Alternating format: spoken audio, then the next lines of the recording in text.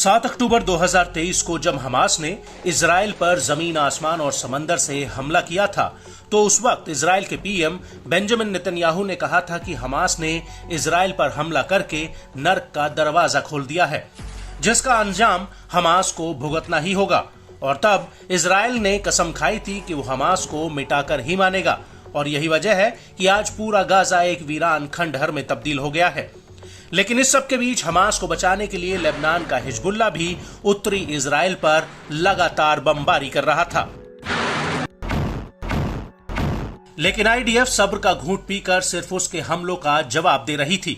लेकिन अब इजराइल ने लेबनान की राजधानी बेरूत में भीषण हमले किए हैं, जिनमें सैकड़ों लोगों की जान चली गई है, जिसकी वजह से इजराइल और हिजबुल्लाह के बीच जंग का ऐलान हो चुका है और इजरायली सेना और हिजबुल्लाह एक दूसरे पर भीषण पलटवार कर रहे हैं।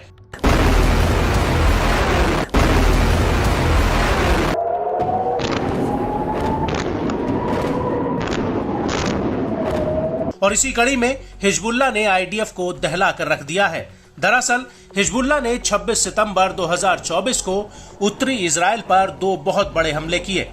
हिजबुल्लाह ने उत्तरी इजराइल पर 2 हमलों में एक ही बार में 130 रॉकेट फायर कर दिए।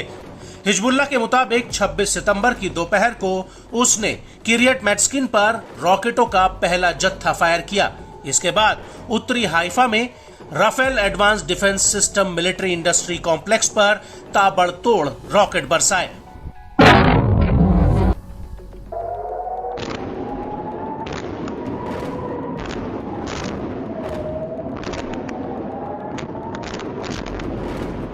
हिजबुल्लाह के मुताबिक उसके बाद किरियत शमूना सेटलमेंट में उसने फलक 2 टाइप रॉकेटों का जबरदस्त हमला किया।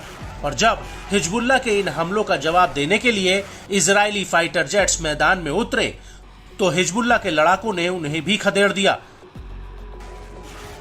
हिजबुल्लाह के मुताबिक भूमध्य सागर की तरफ से आदलौन की तरफ आईडीएफ के 2 जेट्स आ रहे थे। तभी हिजबुल्लाह ने उनके ऊपर भी मिसाइलें दागी, जिसकी वजह से उन्हें मैदान छोड़कर भागना पड़ा। और इस हमले के बाद आईडीएफ की नॉर्दर्न कमांड के डाडो बेस और अमियात बेस पर भी हिजबुल्लाह ने रॉकेटों का जत्था फायर किया। आपको बता दें कि यहां पर आईडीएफ की 91वीं डिवीजन की रिजर्व ब्रिगेड ठहरी हुई है।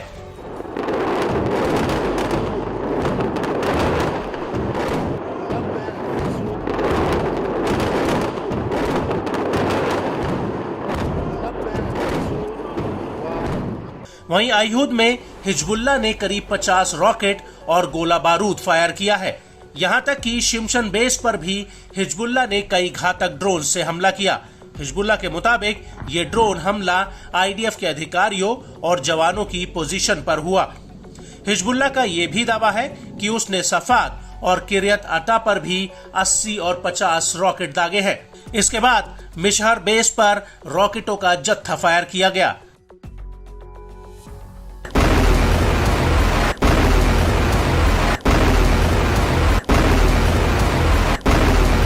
इस सब के बीच आपको ये भी बता दें कि इजरायली सेना ने हिजबुल्लाह को एक बार फिर एक बहुत बड़ा झटका दिया है।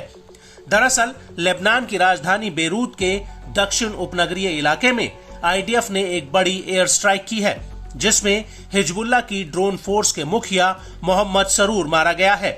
आईडीएफ का कहना है कि सरूर हिजबुल्लाह की ड्रोन, क्रूज और एरियल डिफेंस का जिम्मा संभालता था और उसकी अगुवाई में इजराइल पर कई हवाई हमले हुए थे।